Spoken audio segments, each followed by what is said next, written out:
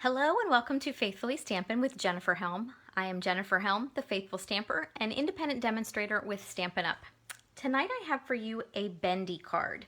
This is a card that I've wanted to try for a while, finally got around to checking out the technique, and it is not nearly as complicated as I thought it might be.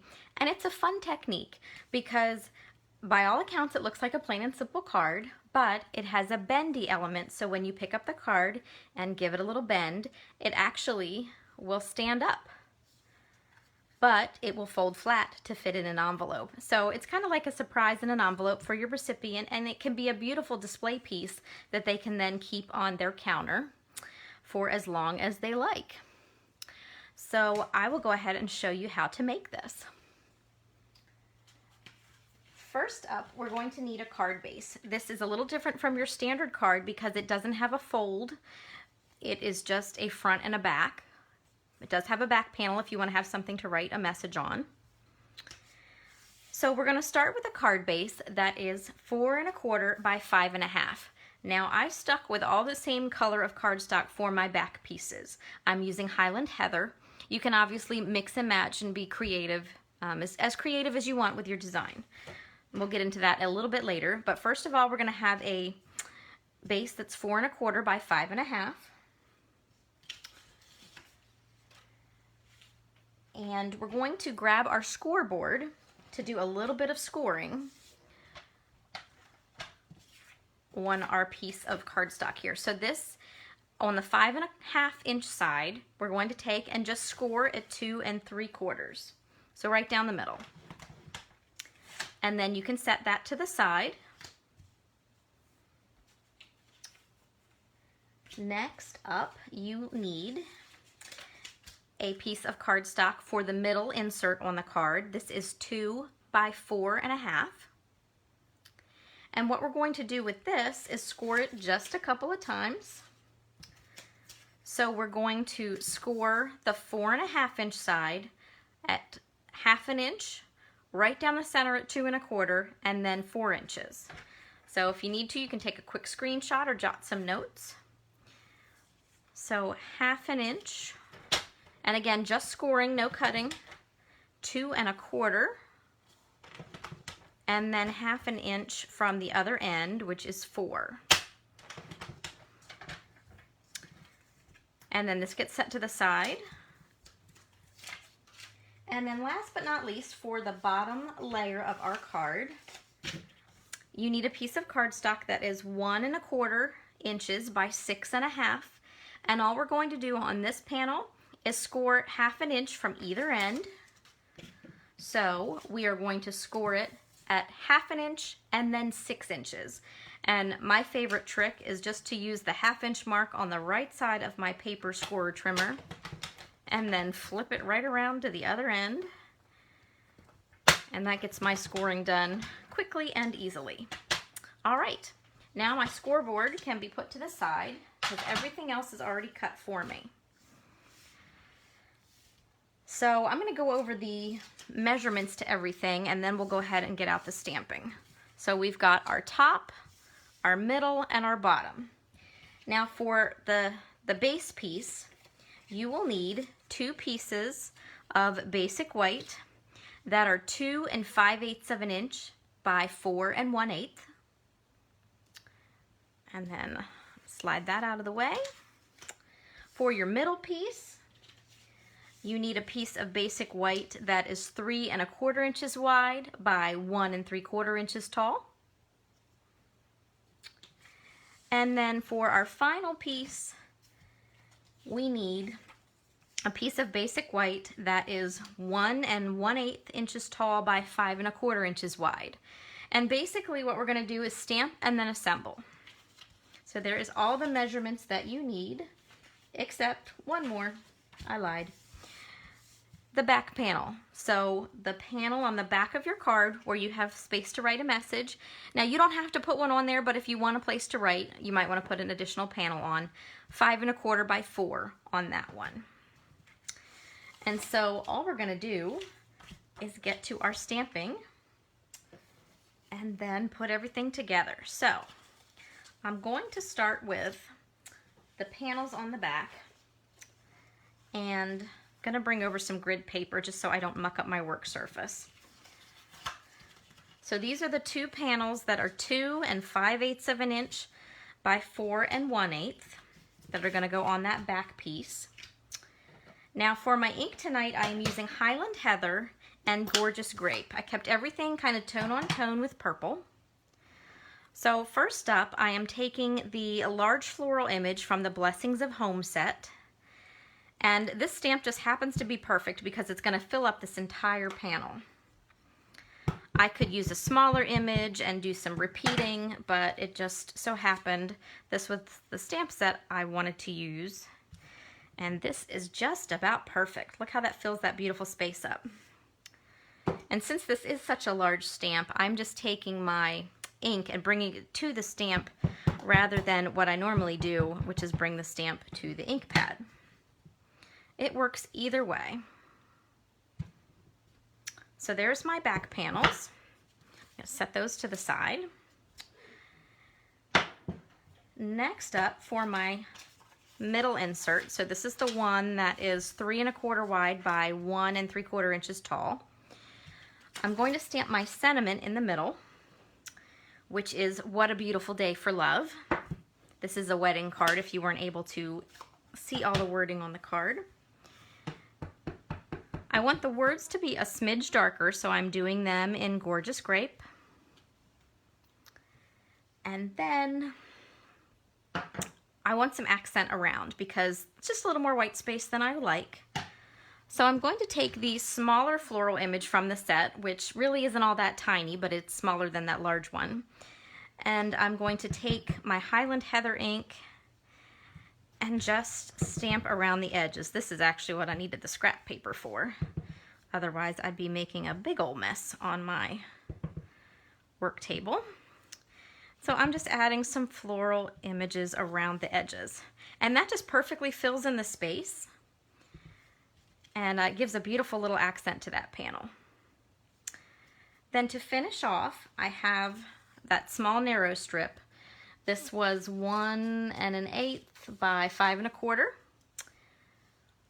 I have one more sentiment. This says, "A wonderful marriage is the collection of many small happy moments." For this, I'm going back to that Gorgeous Grape, just a little bit darker. These two colors coordinate so beautifully together. Like that. And have to give a little accent on my edges. Didn't want all that white space. So I'm not going to go crazy around all 4 sides, but I did want to accent the ends there. Then I can put my grid paper away. Want to work on my back panel. So I'm coming back to that smaller floral, like so. One more bit of wording for this back panel. This says, "You two have something really special, each other. Congratulations." So this sentiment was from that Blessings of Home set, same as where the floral stamps came from. These other 2 stamps are from the Love and Happiness stamp set, which has fantastic wording for weddings, anniversaries, and engagements. So there's my back panel. And if you do not have a Stampin' Up! Demonstrator that you are currently working with and you would like a copy of our brand new annual catalog that just debuted this week, please feel free to get in touch with me. I'd be happy to mail you one. Or you can check me out at thefaithfulstamper.stampinup.net. I do have a host code if you're interested in placing an order. You can check that out. We do have a clearance section on the website, which I need to go check out. I always forget to do that, but I should check that out. And one more thing to stamp, my envelope. I don't like plain envelopes. I like envelopes with a little pizzazz. Wouldn't you love getting that in the mail? So pretty. That would make me want to open that envelope.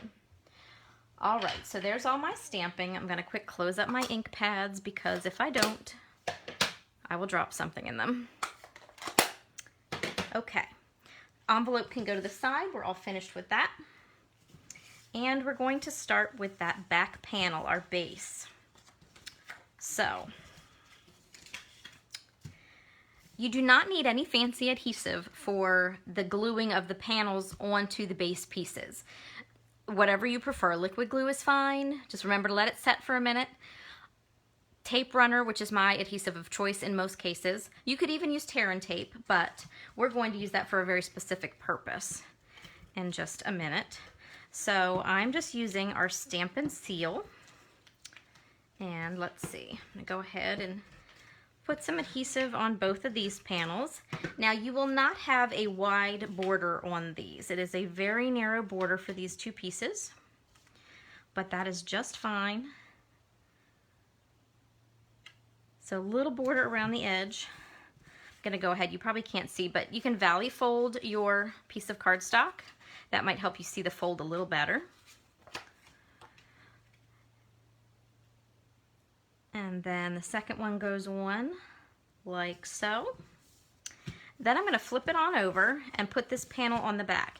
Now I used basic white cardstock, not the thick, just the regular thickness. I really feel you do not need the extra thickness of the extra thick cardstock, just because we are adding layers to both sides of this particular piece. So just double checking I don't glue something upside down. You don't need any additional thickness. This piece by itself, once you give it a good press, flip it back over and again valley fold it, make a V.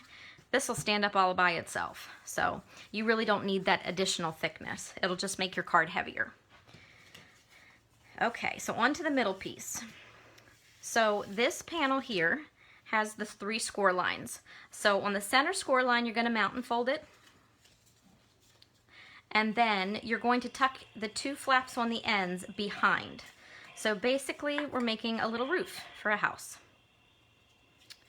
Then go ahead and unfold it, lay it all flat, and glue your stamped panel onto that piece. Whoop. Got a little happy with my glue here. And so just center that and give that a press. Now we're going to grab the tear and tape. What we're going to do is take this piece and attach it to the card. And we obviously don't want it pulling off before the recipient gets a chance to see this beautiful bendy card. So I recommend tear and tape for this particular step. So just grab your tear and tape and put it on either end on these small flaps. I like to take a clear block with a straight edge and pull back against my tape, and it gives me a nice crisp edge. I find it easier to then lift my tape backing off without struggling. So once you've got it on, if you're feeling really gutsy, you can pull both ends of the tape off at once, but if you're not feeling so brave, just do one at a time. So what you're going to do, you're going to mountain fold again, just gently, so you can see where that middle mark is. Fold your flaps back so your panel's nice and even. Again, I've peeled the tape off this one side. Line the center score mark of the middle panel with the center mark on your card base. And you want to go a little bit towards the top. If you put your panel too low to the bottom, we're going to cover it up with our next step. So you don't want to do that. You also don't need it real close to the top of the card unless it suits your design. So I aim mostly for the middle, but maybe a little higher than the middle, and I'm just going to line up my score lines and then give that a press. And then I can lift my panel up, pull the tape off that other end, and then I can just press it down, and that piece is ready to go. And basically we're just repeating the same step on this bottom panel. Adhesive here. There is no center score line on this piece, so just center the whole thing between your score marks. And then, again with the tear and tape, because we don't want this panel to pull off either. So we do not need a lot of tear and tape here, but it has a very important job to do if it wants to give up. There we go. All right. So again, give that a little press. Fold these tabs back behind. Peel the tape off one end. I usually start with the left end. And This we're going to line up with the very bottom left corner of the card. And then once you have that one ready to go, give it a good press and just repeat with that other end, and it should align perfectly with the bottom of your card. So even though there's not a crease mark here on this bottom piece, when you fold, it's just going to bend out with the card, and you don't need a score line there. So you can see the card stands up beautifully and is a very nice presentation piece with that front bending, but yet if I fold it flat, it'll go right in the envelope. Now to finish this off, I just wanted to add a little bling. So I have some opal rounds for an accent. And I'm just going to place these on the card. I tend to gravitate towards the center of the flowers if it works with my design. And I'm using my Take Your Pick tool to help me grab these embellishments. Otherwise, I'm prone to flinging them off. Let's see, where else do I want one? I think right in here. Now, another thing that I could do if I want to add a little more shimmer is use my Wink of Stella pen. Wink of Stella is great. I say it's a clear glitter, but it's not even glitter, it's a shimmer. So if you're not familiar with it, I should give mine a little shake. I highly recommend starting on a piece of scrap paper in case you get a gush. You will need to squeeze it the first time that you use it, but if you squeeze too hard, it comes out kind of a silvery look and you don't want to ruin your project. Ask me how I know that. So I don't know if you can see very well. It's hard to see in the light sometimes, but I've got shimmer here on that cardstock where I painted with the Wink of Stella pen. So this is just a great way to add a little shimmer. It doesn't really affect my design at all. Sometimes it does soften up my stamped images. So every now and then if I smudge one and it's not too bad, I just grab my Wink of Stella and go over, and then I can sometimes kind of take away that smudge without having to restart the whole card. So I'm not going to paint the whole thing, but just give this a little bit of extra sparkle to make it extra special for whoever might be getting it for a wedding card. So just like that. Oop. This piece goes that way. All right, just like so. Okay, so I have some more samples to show you the different options that you have with this. You can mix and match stamped images with designer series paper, and you can pop up different sentiments if you want. I, of course, have my envelope to match here, but you can have fun with the placement of your sentiments. This one's in the center. This one I put more off to the right-hand side. The card idea is the same.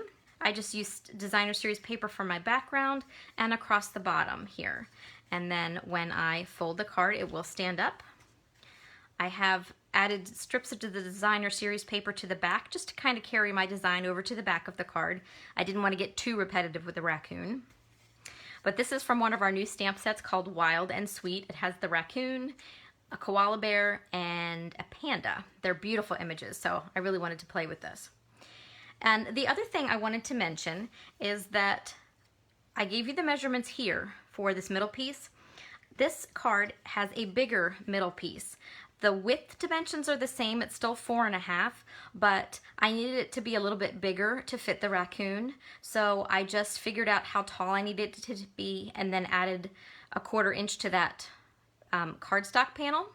So you can tinker with the sizing on this middle piece with no problem at all. Just make sure it's even and allow for 1/2 inch on either side and you'll be fine.